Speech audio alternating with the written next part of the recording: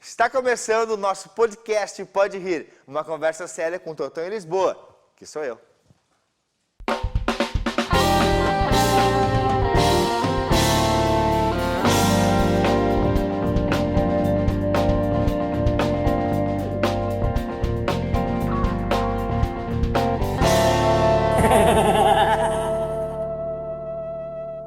Hoje o nosso podcast sai de terra e vai para o mar do conhecimento, porque hoje nós vamos conversar com essa figura fantástica que tem muitas histórias, tem muito conhecimento e que passa isso todos os dias ainda.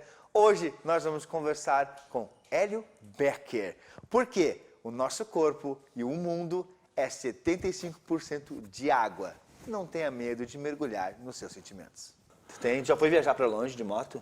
Eu fui para até Uruguai, Saiu aqui de Novo Hamburgo. até Colônia. Lá no Uruguai. Lá no Uruguai. A Colônia nós fomos para lindo Punta, esse né? lugar, né? Aí depois, em Punta del Este. Aí depois nós fomos a Colônia e depois voltamos por Livramento. Mandamos por dentro do Uruguai lá, para Livramento. Voltamos por Livramento depois. Sensacional. Deve ser, né? A estrada, porque é uma estrada mais reta, né? Com menos... E tem um detalhe, né? A gente usa muito a velocidade, né? Agora nós fomos para Livramento há 3 semanas atrás, 4. Foi o Brand, e o Pila. O Pila não pôde ir porque tinha 3 partos lá para fazer, não conseguiu. Ele é, eu ia dizer parteiro, não é parteiro, ele é obstetra. Obstetra e ginecologista. Parteiro, não tem mais parteiro hoje em dia, Conhece né? ele, né? O Pila, o doutor Pila. Ele é o diretor da Unimed. Tá. E ele é meu irmão. Que também... É um dos meus irmãos. O irmão que tu escolheu. Aliás, são 5, né? E 2 foram juntos. Foi o Brand e o Petri. E o bom é que a gente foi na velocidade, viu? A velocidade de 50 km por hora, assim... Aliás, 90 km por hora, não é aqueles loucura que vão a 130. Aí, essa é a diferença, né? Hélio, quem tu considera motociclista e quem tu considera motoqueiro? Motoqueiro é entregador de pizza, de esses caras que andam por aí. Por que motoqueiro é os caras que entregam pizza? Porque eles andam que nem motoqueiro. Nós não, nós somos motociclistas. A gente anda dentro da lei, a gente respeita a velocidade, a gente cuida trânsito, entende? A gente anda, nós nos deslocamos e passeamos de moto. É uma arte. Isso é motociclista. Motociclista que respeita a lei, que anda dentro das coisas e tal.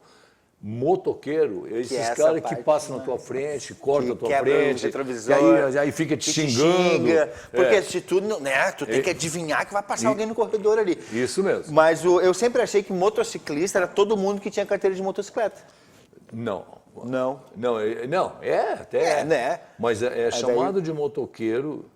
Se tu falar com grupos de Porto Alegre, chamar motoqueiro, os caras se ofendem. Então, se eu te xingar de motoqueiro, é pior do que te chamar de filho da mãe. Isso mesmo. É pior. Aí, motoqueiro, pô, os caras ficam putos. E tu fala de política? Nós somos motociclistas. Nós curtimos a moto, nós viajamos, usamos com a família, você entendeu? Agora, quer ver uma coisa? É para ser motociclista, esses caras que sobem aí para cima. Tá? Mas só não são. A gente está falando desses caras com a bundinha empinada, aqueles... Isso, esses aí. Esses são motoqueiros. São, né? Mas eles são, porque o tipo de moto deles seriam considerados motociclistas. Mas não são. Não. Nós chamamos eles de motoqueiro. Não faz sentido. Porque o importante não é nem chegar, é ir para vocês. 90 km por hora. Eu vou para a praia, tá? Quando eu saio daqui, eu já estou na praia. Já estou na praia. Independente se está em São Leopoldo ou em Tramandaí. Eu estou na praia. Eu vou para a praia 80 km por hora, direitinho. Qual que é a sensação de andar de moto? Tu consegue descrever? É sensacional. O que tu consegue arranjar adjetivos? É assim, ó, tu enxerga a paisagem melhor. Eu descobri que tinha, subindo aqui para cima, que tinha um córrego de água lá, embaixo, que é uma cachoeirinha, uma cachoeira, que eu de carro nunca sabia que tinha. Nunca teria visto. De moto eu passei, olhei, não parei, olhei lá embaixo, Lindo, cara. Bem, bem limpinha a água que corre ali embaixo, que é ali depois de Picada Café, por ali. Nem me lembro se é antes, não, eu acho depois de Picada Café. Pô, um lugar que eu nunca tinha visto, não tinha ideia. E ali tu enxerga mais, entende? Sério, tu é um cara que gosta dessa poesia da vida, de ver, assim, de... Sei lá, tu acorda cedo pra ver o amanhecer, ou tu... Eu tu sou gosta- assim. Tu é assim? É mesmo? Eu sou assim. Tu- Eu curto muito, assim, eu curto demais coisas... Por exemplo, eu gosto de levantar cedo, né? Mesmo sábado, às vezes eu acordo 6 horas, eu acordo terça e quinta, 4 horas da manhã. 4 horas da manhã. Mas nos outros dias eu acordo cedo para dar tempo. Vou lá, faço café com leite, né? Faço troço, sento, fico vendo, troço. Eu gosto disso, entende? Que aí eu começo a me preparar para o dia, né? Começa internamente para Claro. depois entrar na agenda. Isso aí é outra coisa. E qual é o teu ritual perfeito, assim, o que tu gosta de fazer de verdade, assim? Que nem acordar às 4 da manhã, fazer um cafezinho com leite, ouvindo Mozart. Não. Não, geralmente eu faço café, já vou pensando no tudo que eu tenho que fazer durante o dia. Pô, tenho que fazer isso hoje, tenho que buscar aquilo lá, tenho que fazer isso lá, então, entende? Já fico assim, atrás das coisas que eu tenho que fazer. Entende? Já vou buscar aquilo ali. Tu tem alguma filosofia de vida que tu segue, assim? Não sei se é de algum guru, se é de Buda, não sei quem é. Não, a minha filosofia de vida é uma coisa que eu falei sempre na minha vida, né? Inclusive escrevi sobre isso uma vez no Face. Em 2012, 2013 eu escrevi muitas coisas. Que eu botei o corpo. Aí eu falei que muitas vezes, muitos perguntavam a mim por que eu não bebia, por que eu não fumava. Não, tu nunca bebeu nada de álcool, mas como é que é? Por que isso aí, né? Aí eu digo que eu não tinha nada contra quem fizesse, porque os meus amigos todos fazem isso aí, são meus amigos, e é parte da livre-arbítrio. cultura, E eu não dou nem bola para isso. Isso é normal, né? Para mim é normal. Mas que eu acredito que Deus, quando nós viemos para cá, diz assim, eu vou te emprestar um corpo. O teu corpo é o teu templo, a tua casa, a tua morada. Cuida dele. Certo. Não atira pó para dentro dele. Fundamental, né? É tu bater o tapete dentro da tua casa, entendeu? Bate o tapete dentro da tua casa. Daqui a um mês tu vai ver como é que vai estar a tua casa. Vai ter um inferno. Isso é autopoluição, com cigarro, com bebidas, com isso aí, entendeu? E aí tu tenta seguir essa filosofia mais zen. Isso é uma filosofia... E onde que entra o espiritual nessa parte? Porque daí o corpo a gente entendeu que é matéria, não vai poluir a matéria. Mas e como é que tu não polui a mente? Na minha concepção, o equilíbrio do teu corpo te permite tu atingir a parte espiritual, entende? Quer dizer, tu cuida daquilo que tu está usando aqui, que tu tem que cuidar dele. Eu nado, se eu posso todo dia, eu tenho a minha alimentação, eu não exagero em nada, eu tenho geralmente um controle. Se hoje não deixo de comer carne gorda que eu gosto, não vou comer o churrasco, não como carne gorda. Entendi. No outro dia eu passo água. Equilíbrio. Equilíbrio. Nada de então, extremos. Para mim, o equilíbrio está entre a parte mental e espiritual, mental e o teu corpo. Então, eu fui atleta, né? Eu nadei em nível nacional, né? Fui para pódios e fui seleção. Essa doutrina do esporte, tu acha que tudo ela mental vem a partir daí? O que vem primeiro? A tua vontade de fazer o esporte ou a doutrina do esporte para te transformar numa pessoa melhor? Primeiro a vontade de fazer. Porque não é fácil. Aí que está o problema. Campeão nasce e ninguém faz. Quando eu treinei nadadores meus, inclusive a Alessandra, o Vinícius, que foram nadadores de nível nacional e internacional, entende? Quando vim me cumprimentar, eu disse, cumprimenta eles, não eu. Eu disse, por quê? Porque eu sou 10%. Como? Não, campeão nasce, tu não faz. Porque eu treinei 20 meninas, uma foi, se fosse eu, as 20 seriam, né? Então tem que ter aquela concepção da pessoa de querer fazer aquilo lá. Aí são 3 fatores importantes: talento, autocomprometimento com o treinamento, aquele que treina para valer, se tu mandar cavocar, ele vai cavocar. E competitivo, ter coragem de competir. Faltou um desses três, tu não tem campeão. Essa coragem de competir, que ela chega a ser cruel, né? É cruel. Ela chega tem a uns ser... que tem, eu já tive nadadores com talento tremendo, que eram bons em tudo, né? Treinavam bem, chegavam na competição... Não ia. Não ia. Não rolava. Porque o cara... nervoso demais e não acreditava naquilo que ele podia fazer, entende? Sim, entendo. Pô, eu sei muito sempre o que eu senti por mim, porque eu treinava 4 meses por ano, não tinha piscina térmica. Né? Mas essa parte do treinador de motivar, porque o treinador ele pode ensinar, né? Olha, tu vai passar o braço assim, vai fazer isso, vai fazer aquilo, mas essa motivação, que ela acho que é maior, que é o combustível de toda essa técnica, como é que tu trabalha isso, entendeu? Como é que tu consegue, e não ser autoritário? Aí que está o problema. Eu aprendi com o tempo, rapidamente, como isso que eu falo, que o cara é campeão nasce, tu não faz, entende? Que se o cara não estiver em sintonia comigo, não adianta tu sacudir e fazer o que tu quiser, não adianta. Que não vai. Não tá ali no mesmo lugar. A vontade tem que ser dos dois. É o que eu faço na reabilitação, quando eu trabalho e o pessoal vai lá, eu sempre digo para todos eles assim, ó, eu te garanto 100% que eu te arrumo. O que tu tem, 100%, eu te garanto. Eu não sei se tu garante. Entendeu? Uhum. Porque se ela não quiser, se ela não acreditar, se ela não souber que aquilo que eu estou dando para ela é realmente o que vai tirar ela daquilo ali, aí não adianta. Não adianta. Não adianta nada. Não adianta nada. Pode entregar o que for para ela. Então, às vezes, eles mexem comigo lá, diz que ali, todos eles falam ali dentro da piscina, aqui é o Poço dos Milagres. É o Poço dos Milagres. Não,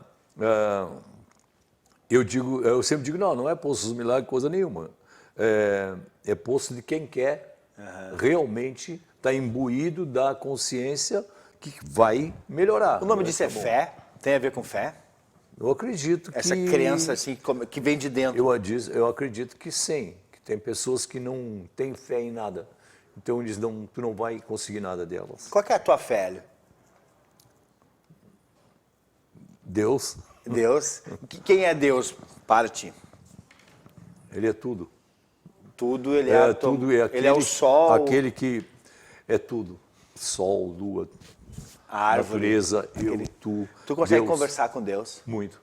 Como é que vocês conversam? Eu vou dizer para ti que agradeço ele todo dia, de noite, quando eu vou deitar, eu agradeço para ele por o dia que ele me deu e peço para ele que me dê sabedoria para ajudar as pessoas. Incrível. E vou dizer, tem uma senhora que, saindo da piscina, disse para mim assim, Hélio, eu tinha a única cirurgia, o médico disse que não dava garantia. Eu estava desesperada, não tenho mais vida. Ela estava um mês e pouco, porque agora eu não sinto nada quase. Como é que eu não vim aqui antes? Me falava, eu não vim aqui. Eu disse, que bom que tu veio, tu vai ficar melhor ainda, disse para ela. Aí ela disse, graças a Deus, ela parou. Aí olhou para mim e disse assim, não, e a tia? Eu disse, não. Eu mexi com ela, alguma coisa que se fala, né? Eu disse assim, eu sou como o cocô do cavalo do bandido. Deus está me usando, eu sou um instrumento dele para fazer aquilo. E é bem simples de entender. Eu estou, às vezes, de madrugada, que eu faço trabalho, e que eu começo assim, eu tenho que ver uma coisa sobre condromalácia. Eu já ouvi falar sobre isso bastante, eu sei mas eu não vou me inteirar sobre isso aí. Aí eu pego e vou estudar aquilo ali. Aí eu pego um médico que fala um troço, isso não tem lógica, porque eu conheço fisiologia, biomecânica bastante. E eu quero saber mais disso, mas antes eu quero saber, Hélio, tu tem um vozeirão. Tu sabe disso, né? Tu é essa escola mais raiz de locutores de rádio, a rádio AM, né? Que é essa coisa dessa voz, né? Bem encorpada. Tu canta? Canso. Canta? Canto. Canta? Vamos entrar pro comercial com uma canção tua?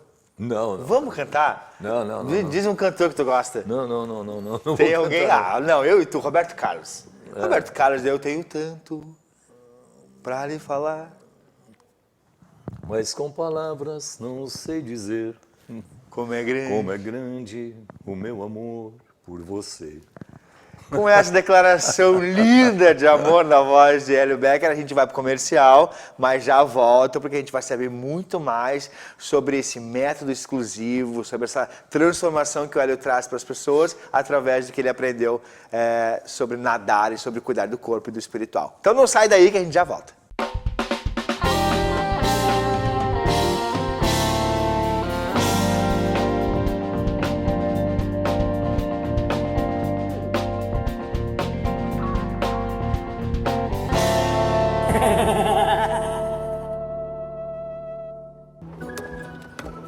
Quando o assunto é investimento, quem não se sente meio perdido?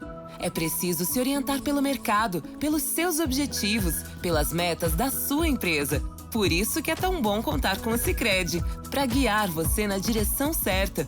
Temos poupança, fundos de investimento, renda fixa e previdência.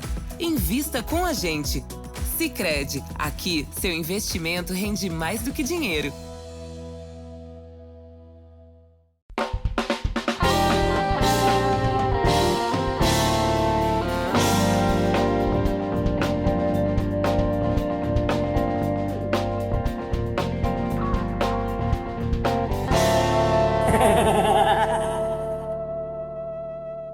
A gente volta do comercial para falar sobre assuntos sérios, que é gastronomia. Hélio, uma receita. Uma receita assim, a que tu faz, que tu manja muito bem. Tu faz de olho fechado. Eu tenho um monte que eu manjo bem. Então, eu gosto de gente assim, com poder, com autoconfiança. Eu tenho um monte que eu manjo, eu tenho um monte mesmo. Que eu só gosto de fazer coisas muito especiais, diferentes. Por exemplo, todo mundo que come se encanta, gosta, né, quando eu faço, que é uma delas, né, que é picanha ao mel. Oh, que isso. É uma loucura, a picanha ao mel. Que isso. E é simples. Tá, mas não, só que assim... Não, como é que vai ser? Ué, se ela é assada simples, no forno, o que ela é? Não, ela é numa panela. Eu coloco primeiro o mel nela, todo ele, e boto a fritar Dá aquela rapidamente. selada nela. Selada nela. Dou uma selada nela com mel. Tá? Aí usa caldo de galinha. Não conta tudo, não podemos entregar esse segredo, hein? Tá, então vou contar metade, que nem o exército brasileiro treina os americanos lá na selva. Pela metade só. Não, os caras entram 100 e só ficam 12, porque não aguentam. E eles só ensinam 40%. Então é isso. Então a gente vai saber. Olha só, fica ligado no nosso programa, que em algum momento, em algum dia da história, o Hélio vai entregar essa receita fabulosa, que é um programa especial no Dia da Culinária sobre picanha com mel. O mel, é uma beleza. É isso. Muito Talvez bacana. quando o dólar baixar a gente consiga comprar picanha de novo. Talvez lá. Mas o Hélio, além de ser um motociclista, além de ter uma filosofia de vida, além de tu ser um bom cozinheiro, tu traz um método a ser aplicado em piscinas aqui na região metropolitana do Brasil.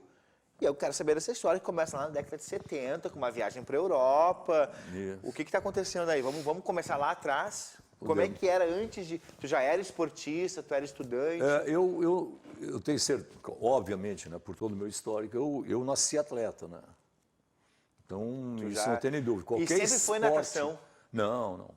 Eu me dou bem em qualquer esporte que eu faço, sempre. Tênis. Começava a jogar basquete, já me destacava. É mesmo? Jogava vôlei, me destacava. É mesmo? Fui goleiro, futebol de salão. Bocha? Eu faço tudo, até bocha. E em pouco tempo já começa a Né? enrolar os caras que jogam.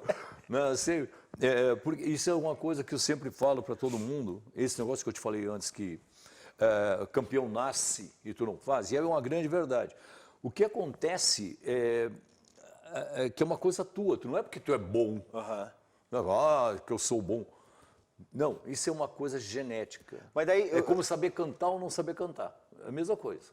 entendeu? Entendi. Tu nasceu atleta, tudo que eu faço, eu vi um esporte diferente, eu fico olhando, pode ter certeza que eu vou lá e imito o que o cara está fazendo e em seguida eu estou fazendo aquele esporte. Mas ser atleta é ganhar medalhas ou é entender alguma coisa a mais? Tem que entender alguma coisa a mais. Não, Primeiro que medalha, vou te contar uma coisa que eu falei esses dias aí, e que, puxa, que eu tinha que ter um cuidado maior com isso e não tenho nada de cuidado nenhum. Tu fala o que tu pensa. Eu tenho mais de 500 medalhas em natação e não sei onde é que estão. Não sabe. Não sei onde é que estão. Então, Mais de 500 medalhas. Eu tenho medalha, uma desse tamanho assim, de ouro, que é o primeiro nadador gaúcho que baixou de 1 minuto nos 100 metros livre. que tu ganhou essa medalha. Do Túlio de Rose, que era o cara que fazia as reportagens na Folha da Tarde da época, que era quase como a 0 hora de hoje. Que ano a gente tá? Que ano que é? De 1963. Que é quando tu ganha essa medalha. Ganhei essa medalha. O primeiro gaúcho a baixar de 1 De 1 minuto nos 100 nos metros rasos. livre. E quando eu ganhei essa medalha, eu fiz esse tempo no Campeonato Brasileiro de Natação e tirei 3º lugar no Brasileiro. Com esse tempo, não. Com esse tempo eu tirei 3º lugar. Depois eu fui mais para frente. Tá? Tá. Aí eu já disputei prova para valer. E tu já tinha ido descobrir essa metodologia na Europa? O quê? Tu traz uma metodologia para o Brasil. Não, mas isso quando eu nadava, estou te falando. Ah, Quando eu tá. nadava, em 1963, eu dei esse tempo, tirei 3º lugar no Campeonato Brasileiro, que ninguém esperava, né? Aham. Por isso que eu te digo, é assim, ó, nós éramos 6 no Brasil, 6 atletas.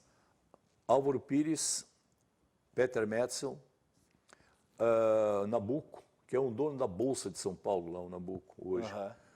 Aham. O Asturiano, estou fugindo esse quinto, e eu era o 6º. Quer dizer, nós éramos 6. Tá? Eu não ia botar eu na frente, no último. Né? Era você Nós 6, e depois a gente brincava que vinha a escola de samba. Nós éramos a escola de samba e a cachorrada vinha atrás. Porque nós éramos os 6 únicos que dava abaixo de 1 minuto nos 100 metros livre. No Brasil. No Brasil. E os restos dava tudo acima de 1, não conseguiam baixar do tempo. E nós éramos 6 que brigávamos entre nós para quem ganharia a prova. Quando terminava a prova, quem ganhasse, os outros iam lá, todo mundo abraçar, pô, que tempasso. Que legal. É um esporte maravilhoso nisso aí, porque tu tem um respeito tremendo. Isso que eu fui convidado, no tempo de faculdade, quase até o Renato Kogo, que era zagueiro do... Tu fala uns nomes aí, tu sabe que eu não vou lembrar, né? Não sei o Renato Kogo era zagueiro do Grêmio. Meu colega na faculdade. E nós fomos jogar contra o juvenil do Grêmio lá. Jogar, agora futebol. tá falando de futebol. E os caras fizeram jogar no gol, né? Porque eu era goleiro e tal, não sei o quê. Mas também jogava na frente, jogava bem na frente, fazia tudo. Qualquer lugar ia bem. Aí eu ficava no gol. E, pá, eu peguei tudo que tu pode imaginar, né? Contra o juvenil do Grêmio. Uma brincadeira que fizemos no sábado lá. Aí os caras vieram falar comigo para mim fazer teste, para mim jogar no Grêmio. E eu, na época, uma das coisas que me travou muito, porque eu fiz um esporte que tinha um nível de respeito muito grande, entendeu? Um pelo outro. E eu não na minha cabeça, o que eu estava vendo, alguns ambientes de futebol não era aquilo que estava na minha... Eu quase fui preparador físico do Grêmio. Quando o Heron Beresford saiu, queria que eu entrasse. E aí, no meu lugar, eu chamei o Julinho Espinosa, que hoje é técnico, meu amigão, faixa preta de judô, de 3º dan, um cara comigo na faculdade. E daí, então, quer dizer, tu era um dos 6 do Brasil, abaixo de 1 minuto, né? Nadador, aí depois tu praticava com todos os esportes, saía bem, entendia filosofia. Atletismo. E aí depois tu foi virar treinador. Sim. Treinou. Aí o que aconteceu assim, ó. Eu fui treinador, eu já era meio nadador parando, fui treinador do Aliança de Novo Hamburgo. Mas foi uma escolha, agora eu vou parar, vou treinar.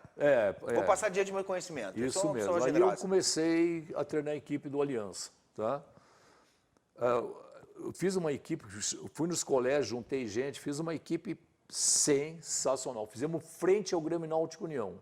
Genial. Lá. Genial. 2 anos depois entrou outro presidente, e arrebentou com a equipe.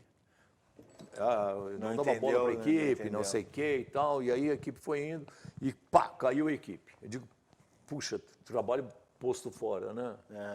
Entrou um outro presidente depois, que eu já estava quase largando, e me incentivou, eu não queria. Montamos a equipe de novo, e a equipe de novo cresceu, ficou grande e boa. No ano seguinte, infelizmente, aconteceu uma desgraça com esse cara, que o filho dele morreu num bueiro, gurizinho de 3, 4 anos de idade. E esse menino era agarrado comigo, assim, tremendamente. Foi a primeira aula de criança que eu dei, foi para ele. Ele mergulhava, fazia tudo na piscina.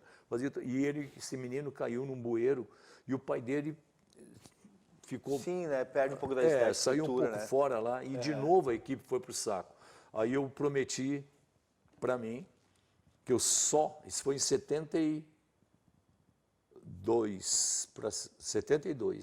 eu prometi para mim que eu só montaria uma equipe o dia que tivesse a minha piscina, que ninguém interferiria no meu trabalho.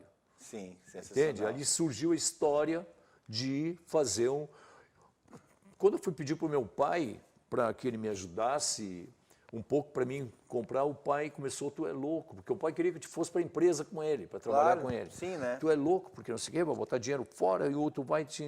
E aí eu disse para ele, não quero mais. E ele, não quero mais, eu vou me virar. Não, aí ele veio depois querer me ajudar, mas eu não aceitei. Pai que era. Era meio cabeçudo. Sim. Disse, não, Agora, ele fez a parte dele, né? Agora para mim, agora é por mim. Bom, eu tinha 6 empregos. Mas o que acontece? Hoje a gente sabe que é uma história de sucesso. Hoje a gente vê que deu certo, né? Mas antes, quando isso estava acontecendo em loco, tu mesmo foi conversar com o teu pai, né? Como é que tu entendia que isso? Onde é que tu sentia isso? Porque daí tu foi para a Europa, que história é essa? Tu foi para a Europa conhecer... Aí eu fiz cursos em 73, 74, 75, que foi um espetáculo, que foi pós-graduação. Curso de quê? De natação de alto nível e... Curso? Curso de natação com os alemães. Aí foi que eu fui para a Alemanha depois. Os alemães vieram para o Brasil. Dar aula de natação. Sim, todas metodologias e a parte motora e biomecânica. Isso é lá em E eram 80 técnicos do Brasil inteiro. E eu fui convidado pela URGS, porque eu já estava no laboratório de pesquisa da URGS trabalhando. Estava trabalhando com o De Rose, no laboratório de pesquisa. Claro. E aí os caras, Hélio, tu quer ir para lá para fazer isso? Bom, claro que eu quero. Aí eu fui para Bahia, Recife e depois Espírito Santo. Todos esses 3 anos seguidos, de 1º de julho até 30 de julho, tinha esse curso lá. E eu fui para lá fazer esse curso. Eu sou meio CDF, né, como se diz. De como estudar, se dizia, não falam mais isso. A gente perdeu essa nomenclatura boa. Na época de CDF. Era um tenente do Exército que comandava esse curso. Mas tudo aqui, nem quartel lá. Sensacional. Eu adoro isso aí. Adoro. Porque tem limites e... É porque isso veio né, da questão do esporte. Claro, né? Tu precisa isso respeitar aí, o teu tempo, disciplina, o teu corpo. Isso e agora tu dando reabilitação, tu faz isso também? Também. É a mesma coisa. Mesma tu consegue... Mas como é que tu consegue hoje... Porque quando tu trabalhava com alto rendimento, por exemplo, tu exigia do atleta que estava condicionado para isso. Hoje, como é que tu consegue exigir de alguém que está debilitado para isso? Como é que tu consegue botar o teu ensino ali? Porque a tua reabilitação ela é bem quista. Porque eu sei muito bem o que eu estou falando, e quando eu falo para eles, mesmo quando eu dou natação lá, está assim, vamos fazer isso, eles fazem o que eu quero. Porque tu não é vazio o que tu está dizendo. Não, eu sei o que eu estou falando. E aí tu consegue entender a dor, a fragilidade. Eu tenho médicos comigo que fazem. O médico vai reabilitar contigo. Sim, tem um monte de médico, vai comigo lá e... Se eu mandar eles comer alguma coisa fora, eles vão comer, porque eu disse que aquilo vai fazer bem para eles. Porque faz parte do processo. Não, porque eles sabem que eu estou falando. E porque quando eu falo com eles, que o cara é médico, tem um conhecimento, eu falo cientificamente com ele. Hélio, tu é uma enciclopédia viva, né? Tu é uma inspiração, não, tu é um cara que tem história, né? Tu sabe o que está falando, quer dizer, tu é um exemplo vivo de que dedicação, amor e conhecimento são importantes para se chegar a algum lugar de sucesso. E tu já escreveu um livro? Não, mas eu estou fazendo um roteiro.